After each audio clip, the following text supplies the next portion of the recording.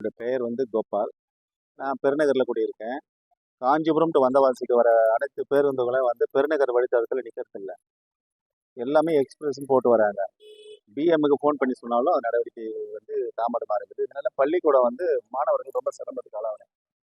இப்போ ஆப்ரேட் பண்ணியிருக்க சமீபத்தில் ஒரு ஆப்ரேட் பண்ண பஸ் கூட 576ன்னு போட்ட பஸ் கூட டைமையோட ஒரு வண்டி தொடர்ந்து அடுத்த பக்கத்துல வண்டி வருதே தவிர அதுக்கு இடையில 1/2 மணி நேரம் இடைவெளி இருக்கு. அதை பிஎம் கிட்ட சொல்லியும் ஒரு நாலேஜுக்கு இது வரைக்கும் எந்த நடவடிக்கை இல்லை.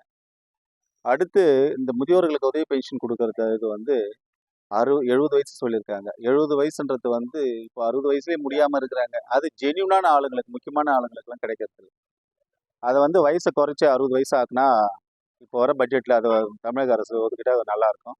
அதோட இந்த மகளிர் உதவித்தொகைக்காக கொடுக்கப்படுற தொகை நியாயமாக பாதிக்கப்படுறவங்களுக்கு இல்லை. குடும்பத்தை உதவித்தொகை கிடைக்கணுன்றது அப்ளை பண்ணவங்களுக்கு அது ஒரு தலைபட்சமாக போன மாதிரியே தெரியுது. அவங்க கொடுத்து இருக்கிற சில பேர் உண்மையாக வறுமை கோட்டு இருக்கிறவங்களுக்கு இந்த உதவித்தொகை கிடைக்காம பாதிக்கப்படுறாங்க.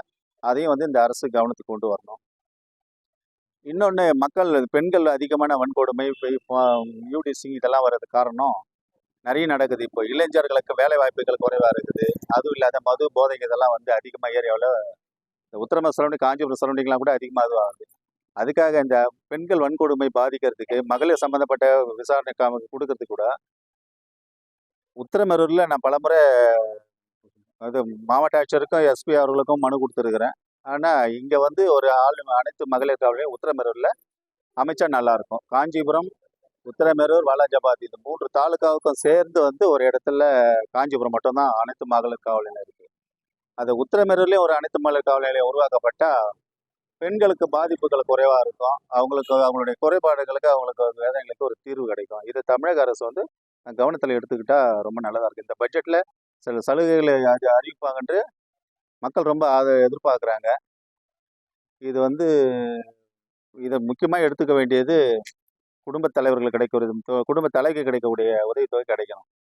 2வது இந்த முதியோர் உதவித்தொகையை வயசை குறைச்சி இது பண்ணணும்.